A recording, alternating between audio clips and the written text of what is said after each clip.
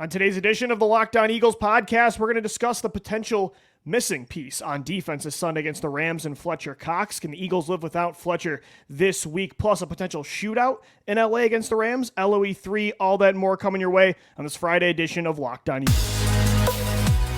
You are Locked On Eagles, your daily Philadelphia Eagles podcast. Part of the Locked On Podcast Network, your team every day.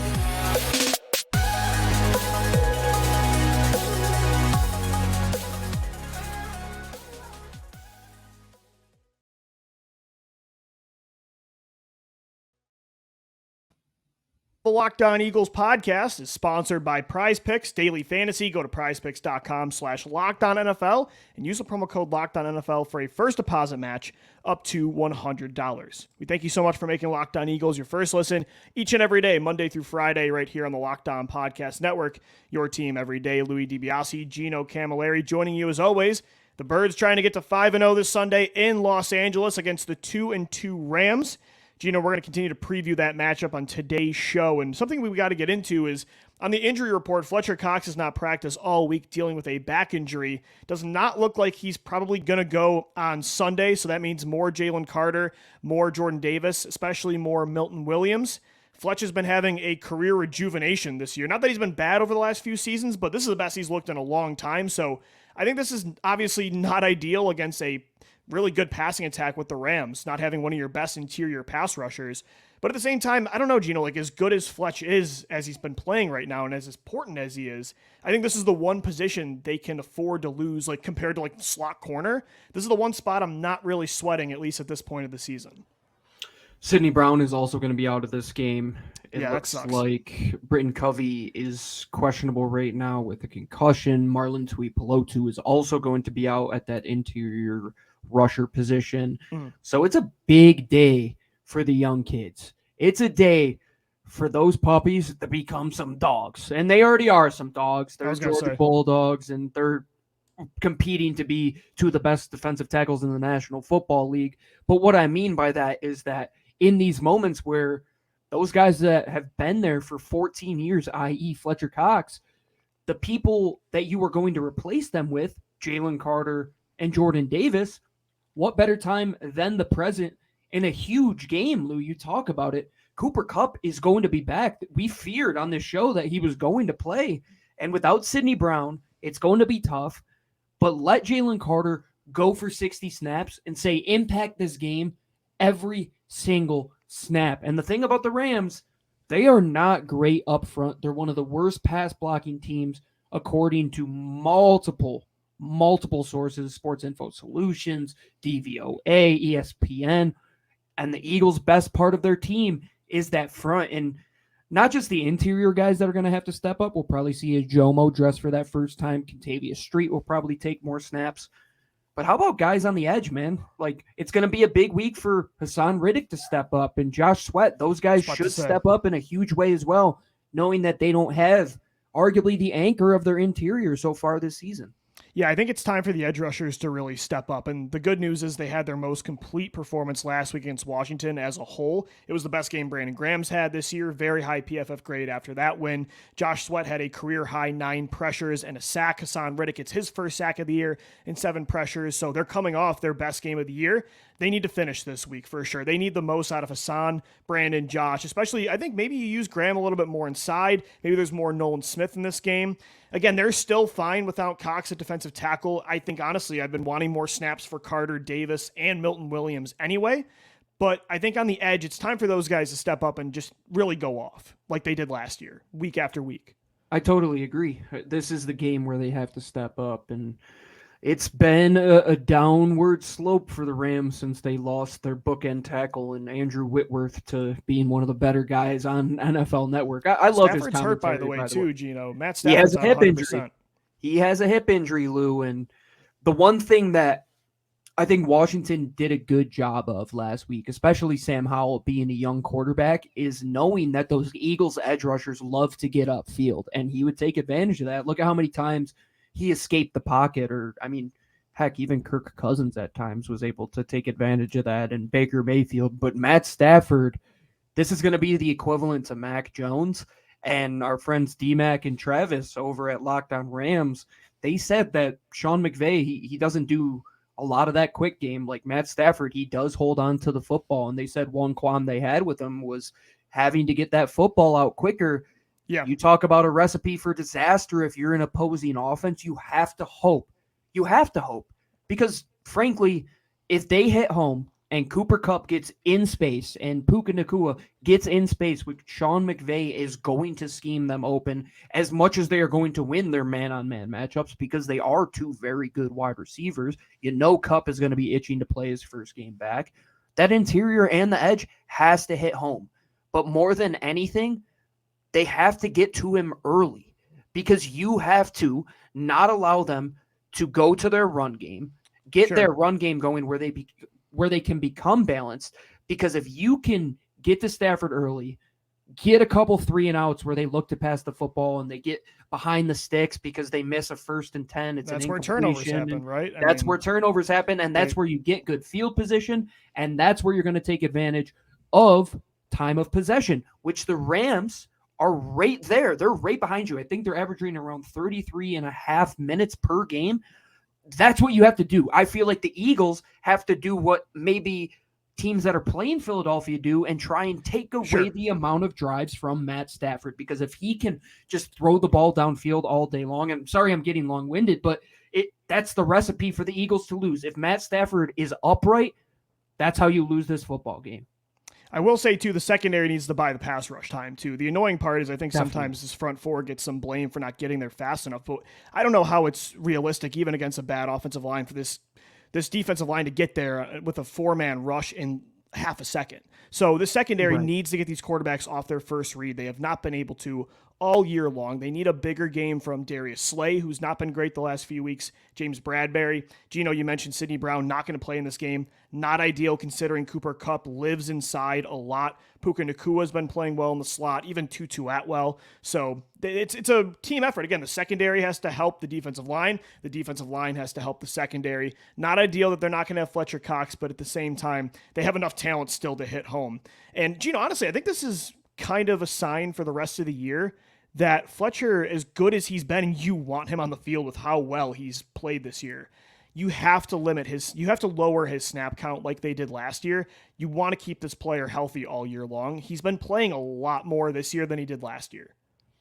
And the thing is, I think you have that peace of mind to do that now with Jordan Davis and Jalen Carter and Milton. Out of those three, Lou, they've been amazing. I mean, yeah, it's like, what are we missing that they shouldn't get? Milton has not been on the field enough. And that's the guy you got to be running, Lou. That's the guy you got to let throw 125 pitches. That's the guy you just keep chucking fastballs. Let him. He's unbelievable. He's as good as Fletch has been, right? Right, and it's been tough to find him snaps because of how well Cox, Davis, and Carter have played.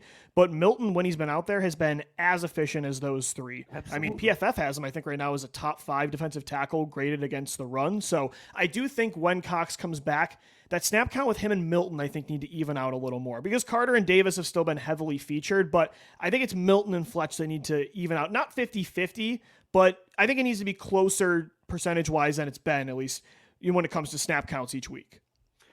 And I think the best thing about Fletcher Cox is that he can play both the run and the pass, but of course you want him going after the quarterback, in my opinion. And let Jordan Davis and Jalen Carter and those young guys, let them get some, tread on the tires. Let Fletcher Cox, he's earned it, dude. He's been here for almost a decade and a half. He has deserved to play 30 snaps a game and play 30 efficient snaps a game, because you look at his counterpart in BG, that's how they should be using Fletch to an extent. Yeah, you want to see him in there. Dude, he's great. Because he's been great. Right? Yeah. He's great. As good as your favorite car is, when it gets to 200,000 miles, it's going to start to break down. The guy has played consistently, never really suffering a big-time injury, Lou. He is an Iron Man. He is a warrior. This guy has played 15 plus games every single season, it feels like. Yeah, he deserves to get rested and deserves to get those type of snaps.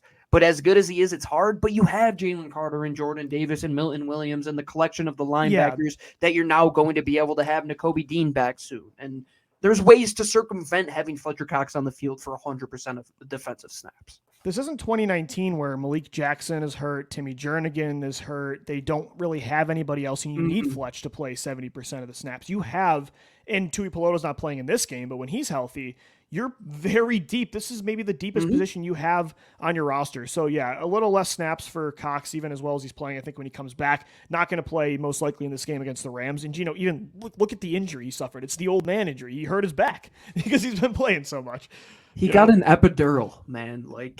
That's shout an out old man to, injury. That's a Fletcher Cox. You're either pregnant and giving birth to a baby, or you're old man Fletcher Cox playing professional sports. Yeah, exactly. 100%. So I can't imagine how tough it is to play with that injury, and he deserves it, man. He deserves to just be the guy that can go 100% every single snap. There's no reason he should be hands on his hit. I know he wants to be out there. So does BG, but you got to limit these guys, right? I agree. To get the best out of them each and every week. Gino, could this game be a potential shootout with two very good passing attacks? We're going to get into that coming up next right here on Locked On Eagles. Before we do that, we have a message from our friends over at Bird Dogs. Proud to have them sponsoring the show. And I quite literally had them on about an hour and a half ago when I was at the gym, because they are the best athletic shorts that I've had. They're the best joggers. I literally wore them on a flight. They're as comfortable as sweatpants, but as stylish as some of those Lululemon joggers that you see. And they're even cheaper and more comfortable. And they have anti-stink sweat wicking fabric, which is the best. You've been on a flight. People have some BO. Man, you're not going to be the most smelly person on that flight or anywhere where you are because of Bird Dogs. I know Lou loves them. I love them. Everybody here at the Locked On Podcast Network does. My wife even takes them. I know they're made for men, but she takes them as well. Anybody can wear them, and you can wear them today to go to birddogs.com/LockedOnNFL or enter the promo code LockedOnNFL at checkout for a free Bird Dogs water bottle. You can work out in your Bird Dogs. You can drink out of their water bottle to stay hydrated. And you can do that by going to birddogs.com/LockedOnNFL for a free water bottle at checkout. You won't want to take off your Bird Dogs. We promise you. Welcome back into the Locked On Eagles podcast, a Friday edition of the show. Thank you so much for making us your first listen each and every day. Louis DiBiase, joined as always by Gino Camilleri. Eagles-Rams this Sunday at 4:05 in Los Angeles. And Gino, I don't know, this game feels like it could either be really close because of a shootout type of atmosphere, or the Eagles are going to blow the Rams out of the water. I guess a huge part of this dictates on whether or not Matt Stafford looks healthy, dealing with that hip injury. Was it an ankle too? Was pretty messed up against the Colts. So he's just not 100%. I feel like the Eagles, I'm very confident, could put up points. When it comes to the Rams, it's, as we mentioned in segment one, if the pass rush can hit home, if the secondary bounces back, then maybe this is a blowout. But at the same time, Cooper Kupp returning. Puka Nacua has been the rookie of the year on offense this year. Stafford has been good when he's healthy, when he's upright. He's turning the football over, but he's producing explosive plays. So I don't know. It could go one way or the other. I do think, though, there's going to be points scored in this one, kind of like last week, Eagles-Commanders. Did you see what the Colts did to this Rams defense in the second half? Well, that's why I'm confident at least the Eagles are going to throw the ball well. Anthony Richardson looked incredible last week. I think I said it on the show the other day. Do you not think Nick Sirianni's calling Shane Steichens like, hey, what worked for you guys last week? Let's try that out. And I expect the Eagles offense, who has more firepower than Indianapolis, who has a better running game, who has a better offensive line, to definitely take hold of this game at times.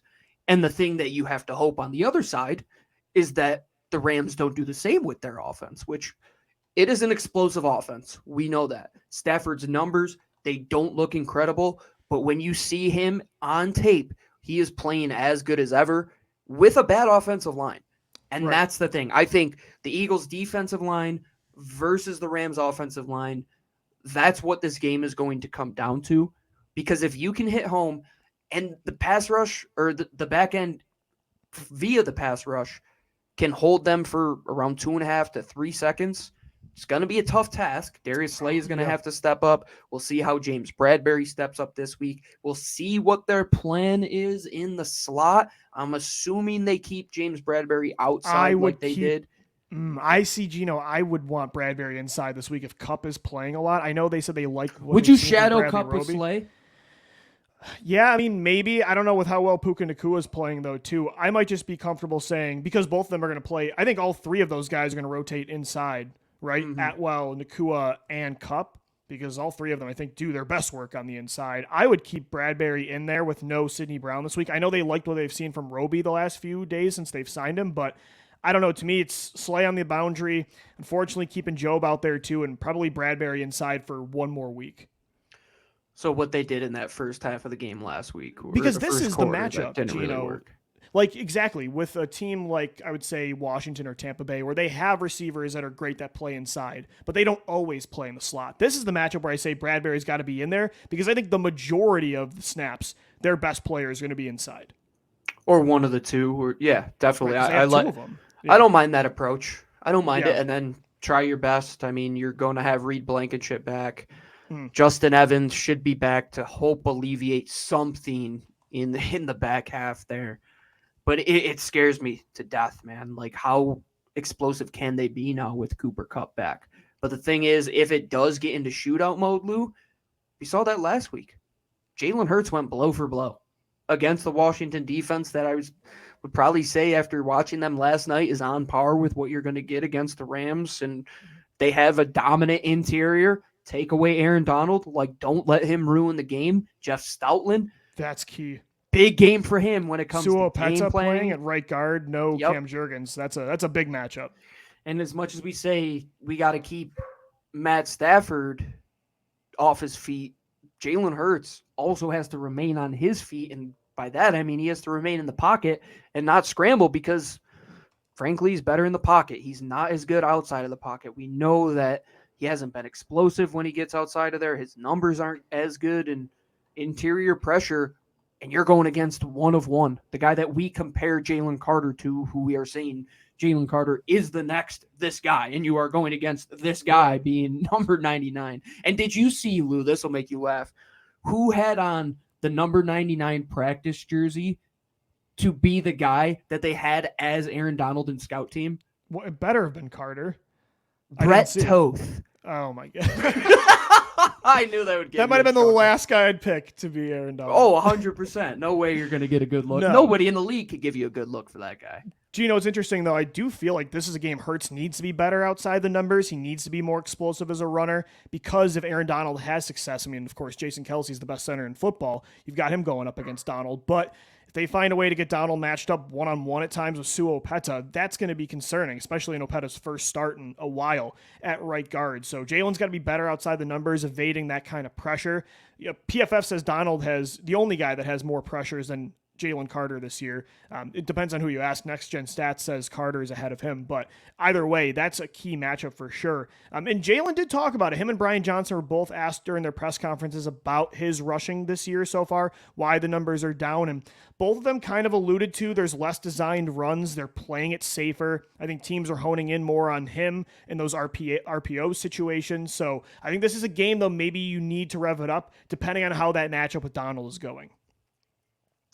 It's a great point because you can only hope to not take that right hook from Aaron Donald, but it's going to come at some point, right? And if you're holding Jalen back, this is one of those outings that you hope you can let him off the leash a little bit. Don't revert back to 2020 Jalen Hurts. We know that, right? When he goes into these games as a younger kid, he just reverts back to his athletic self. Like, you definitely have to hang in the pocket. There's going to be opportunities there. As good as Akello Weatherspoon is playing outside corner for the Rams, A.J. Brown and DeVonta Smith absolutely dominated Kendall Fuller, Emmanuel Forbes, and Benjamin St. Juice last week. And you could do the exact same. So he's going to have to hang in. But like you said, those moments when he has to be let off the leash, he has to say, today I'm going to be the best athlete I can be, and there's no holding back in those opportunities when necessary because he has to stay healthy. We can't win any games if this kid is getting hurt.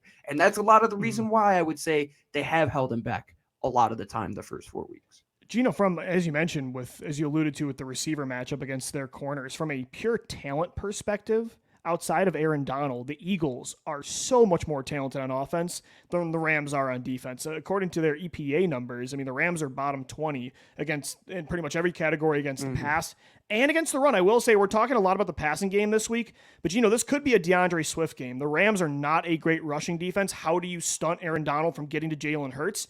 You rush the ball. I mean, you run the football with Suopeta. That's how you get a backup guard going, is through the ground. And so I think, this could be a good game for DeAndre Swift as well. Overall, I'm not super concerned, unless Donald wrecks the game, that they're not going to be able to put up points. Again, the main matchup that I'm a little worried about why it would be close is if Stafford's just getting the ball off quick and the secondary doesn't have an answer. That's pretty much the key for the Rams if they're going to win this game.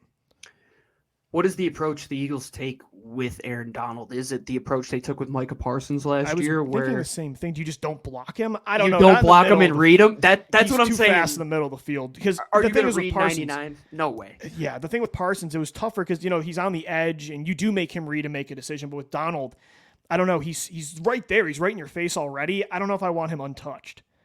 I don't like the approach of it. So yeah, I'd pass on that. Jeff Stoutland isn't really a guy with his Jersey mentality to shy away from any fight. So he might just come right out and they might just try and run it through Aaron Donald. Like, your best player, we're going to take him out of the game completely. Like, they could just triple team block this guy and say, all right, DeAndre Swift, like, get outside zone, run to the edge and just go beat the unblocked guy. Yeah, exactly. Go beat the guys who you are clearly more athletic than, clearly far superior when it comes to personnel. And the Rams are definitely overperforming, but let's be real. They brought like 35 guys to rookie minicamp because they have a very young team.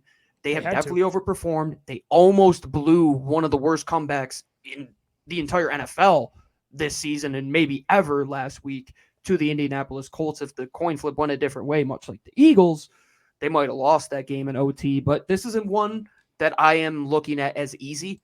It is going to be a test for this Philadelphia Eagles team because as good as the Eagles are, the Rams are in a division where hypothetically they could come out with a wild card if they continue this trajectory. Oh yeah, if they get a win and they're at 3-2, they're in the thick of it right now in the NFC race. But I like what you mentioned about Swift. Maybe you just let him win those one-on-one matchups. I mean, look at that one play in overtime that set up the game-winning field goal that just checked down on third down where he beats Jamin Davis. He beats him to the corner. He beats him at that angle with just pure speed. And so, I think that's definitely something to keep an eye out for. Very curious to see how they do defend Aaron Donald on offense. We'll find out on Sunday. One more segment coming up right here on Locked on Eagles. LOE 3 presented by Fanduel. Gino and I both have 3 different player props for you in Eagles Rams. But first, a shout out to another one of our sponsors. It's Prize Picks. Prize Picks is daily fantasy made easy. The most fun I've had, winning up to 25 times my money this football season. All you got to do, select 2 or more players, pick more or less in their projected stats, and place your entry. The Eagles have been really helping me out so far this year on offense. It's been up and down for sure, but I have been going with more based on Jalen Hurts' stats, DeVonta Smith, A.J. Brown. Those are the 3 I'm investing in a lot, and I'm winning some money over at Prize Picks. Here's something new, too, to Prize Picks. They have a reboot policy with your entries that stays in even. So a player stays in even if one of your players gets injured. For NFL games and college football top 25 matchups, if you have a player who exits the game in the first half and does not return in the second, that player is rebooted. Prize Picks is the only daily fantasy sports platform with injury insurance. That is huge, changing the game. Go to prizepicks.com/LockedOnNFL and use the promo code LockedOnNFL for a first deposit match up to $100. Again, prizepicks.com/LockedOnNFL. Use our promo code LockedOnNFL for a first deposit match up to $100. This is the Locked On Eagles podcast. We are wrapping up a Friday edition of the show. Louis DiBiase, joined as always by Gino Camilleri. Guys, of course, football season's here. We're a month in. Locked On is kicking up our coverage with Locked On NFL Kickoff Live. Each Friday, Locked On's going to go live at 2 p.m. Eastern Time on every Locked On YouTube channel, including our own. Hosts Tanisha Batiste, Jarvis Davis, and Kyle Krabs breaking down every game on the NFL slate to get you ready for your team's matchup, your fantasy lineups, the betting angles, and more. Plus, get in-depth analysis from all of our local analysts, including Gino and I. Find Locked On NFL Kickoff every Friday at 2 p.m. Eastern Time on any Locked On NFL YouTube channel. All right, Gino, it's time for LOE 3 presented by Fanduel. And man, do I need some help with these bets this year. I've been winning them money since 2021, but it's time to get right. I had a big first week. Jalen Carter getting that sack, and then it's been downhill. But the thing about gambling, the thing about betting responsibly is that when you stay within the amount of money that you're wagering, there's always a way back if you try hard enough at anything. And that's what we do here at LOE3. And we're trying our hardest to give the people what they need. And that's hopefully some money for the holidays and hopefully some happiness surrounding the Philadelphia Eagles. I think what's killing me is I'm just investing too much in Dallas Goedert every week. You got to stop chasing this guy, man. I hopped off today. It's going to happen at some point. I feel like I've lost so many times. I got to get a W. Don't walk into a casino with that mentality. Yeah. The anytime touchdowns I was feeling early in the year too, but only DeVonta Smith was hitting home for me on those. So I'm 4-8 right now, minus 4.04 on units. You're plus 3.86. You're 4-5 on the year, so only one game below 500. We've got plenty of time to make up some ground, but here's 3 player props each that we're riding with for Eagles, Rams. And Gino, we're going to start with your first bet, plus 25 plus receiving yards in each half for DeVonta Smith. Plus 180. I love that bet for sure. His over was around like 55.5 or maybe 60.5 yards. And I'm thinking that this is a way kind of to circumvent it with a better odds with plus 180. It's like minus 114 to get it's the a way over better on approach. I like it. Yeah. And I'm saying this guy's going to get 2 or 3 catches per half easily. They're not going to be able to man up this team every single snap. No way. The Washington Commanders had better corners than the Rams. And DeVonta Smith is elite, folks. Like, this kid is really good. 25. I mean, that's got to be per quarter rate for this guy. 25 per quarter. Give me 25 per half, each half at plus 180. That seems like crazy money, in my opinion. I would almost be a little confident. I mean, it's bolder for sure, but if the bet was each quarter, I still might consider that. There is one for like maybe plus that'll 600. Be, yeah. Maybe that'll be an extra bet for me later on. But I like that bet for sure. Plus 180 odds. DeVonta Smith, 25 plus receiving yards each half. For me, I'm taking the over on 65.5 rushing yards, I should say, on the day for DeAndre Swift, minus 114. The Rams, not a great rushing defense. DeAndre Swift has been, to me, one of the best running backs in the NFL. The most rushing yards through the first month of the year for an Eagles running back since LaShawn McCoy back in 2013. Ooh. 65.5, I'll take that. I think the Eagles are really going to try to stunt Aaron Donald by running the ball early. Give me Swift, and I think he's slowly taking over the backfield from Kenneth Gainwell when it comes to touches. It's not going to be as split as each week goes on. The thing about this game is that even with as much success as Swift had last week, which wasn't crazy numbers, but you're still going against one of the better run fronts that you're going to see all season long, especially against Tampa Bay too. I mean, 65.5. I was chasing 100 last week. Exactly. Yeah. I'm with you at 65.5. I think he could get that in the first half or even the second half when they're trying to close out the game. If they kind of take that lead, he could pound out 65 rush yards in the last 2 drives, in my opinion. I agree. Gino, you've got your second bet being Hassan Reddick to record a sack and the Eagles winning, plus 125. We mentioned the edges need to step up this game. The best game they've had all year from a total positional standpoint last week against Washington. Hassan last year, once he got that first sack, it blew up. And I think maybe this is the time Reddick kind of gets it going again. He's got the cast off. Cast is off. It's going to be a big game for him. You want to solidify yourself as that guy for the Eagles, especially with Fletcher Cox out of this game. As good as Jalen Carter is, I think he's going to get a lot of that attention, obviously, on the inside. Hassan is going to get, I think, multiple hits on the quarterback, and he's definitely going to record a hit. I don't know if record a sack. I don't know if all of them are sacks, but I think Matt Stafford is going to be aware that Hassan Reddick is in this game. And last week, the other element of the Eagles win was a Dallas Goedert touchdown. Didn't get that, so let's go with something I know. The Eagles pass rush, Hassan Reddick, and the Eagles win plus 125. I'm going to go back to the well here. Anytime touchdown. I'm going to go with Kenneth Gainwell at plus 240. I just feel like I think it's going to be a big game for Swift. He's going to be heavily featured, but I'm sensing a little touchdown vulture here from Kenny G. And they use him in the red zone a lot. The 2-point conversion, they gave him the ball last week. That 3rd and 11, they gave him the ball. They sometimes like him in short area situations. Boston Scott was sitting there at plus 1,000 as an anytime scorer. And I was thinking the same thing as Kenny G, but they have a lot more confidence. Gino, but I can't do it anymore. No, you have a lot more confidence of the Eagles giving the ball to Kenny G in the red zone than them wanting to target Quez Watkins in the red zone. And I don't even know if he's going to be the 3rd receiver this week. Is it going to be Zacchaeus? It's going to be a much more even split than it was before Quez went down. It better not be Quez. I don't think he's a better worker. He's a better horse, dude. I mean, like, that he's block exactly he made what you last need. week. Yeah, 100%. Yeah, can't take him off the field. All right, Gino, your last bet, minus 106. The Eagles over 27.5 points. Yeah, I love that bet. I think, again, there's going to be a lot of points scored. At least, I don't know if it's going to be a shootout or a blowout, but the Eagles are going to put up points. And the thing is, Lou, we keep saying, like, as good as they were in this game, where could they get to? As good as they were, where could they get to? This is the defense.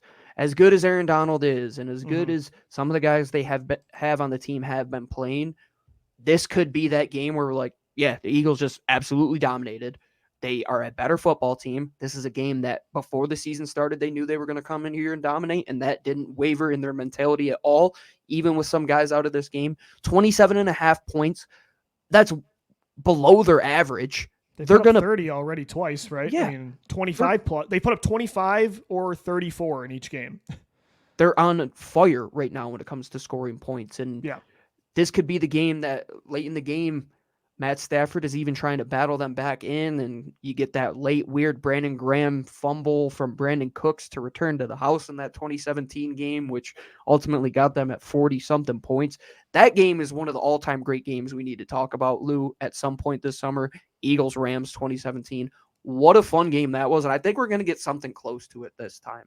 Hopefully the Eagles come out on top, and let's hope we don't have to stress as much as last week. That was brutal. I'm with you.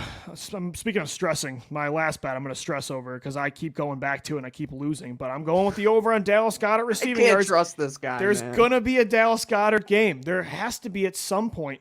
36.5 receiving yards. That's not even that bold to me. I mean, it should be a few catches. Last year, this guy averaged 15 yards a reception. Right now, it's down to 6.8. He's just not involved. They're really honing in again with that RPO game. They're letting the run go, and they're saying Hurts isn't running, and we're watching Goddard over that seam, over the middle. And I don't know. I think eventually, though, he's just too talented to not get the ball. I know Hurts is really, his chemistry with Brown and Smith this year has been on another level. Because even Brian Johnson said today, there have been some plays where Goddard's open and the ball just does not go his way. I think with all that being said, the shoe's going to drop at some point. And again, it's not like this is saying he is going to have 100 receiving yards. 36.5. Normally for Goddard, that's a couple plays. If the number was higher, I would kind of shy away from it, but I get your mentality. But as I said before, don't walk into a casino with that mentality. You'll lose so much money. I've taken him the over on receiving yards twice this year and one anytime touchdown, 0 for 3. So let's go 1 for 3. Keep hitting when you should stay. Yeah, for sure. All right, Gino. That's going to do it for LOE3 presented by Fanduel. Of course, every single week we've got bets for you on Fanduel, player props, you name it, all that and more. Final segment of every Friday show. That's going to do it for this Friday edition of the podcast. I'm Louis DiBiase alongside Gino Camilleri. Thank you so much for making Locked On Eagles your first listen each and every day. We'll see you on Sunday night for the post-game show, hopefully talking about a 5th straight Eagles win, this time against the Los Angeles Rams. As always, thank you so much for downloading, watching, and listening, and let's go Birds. Fly, Eagles, fly.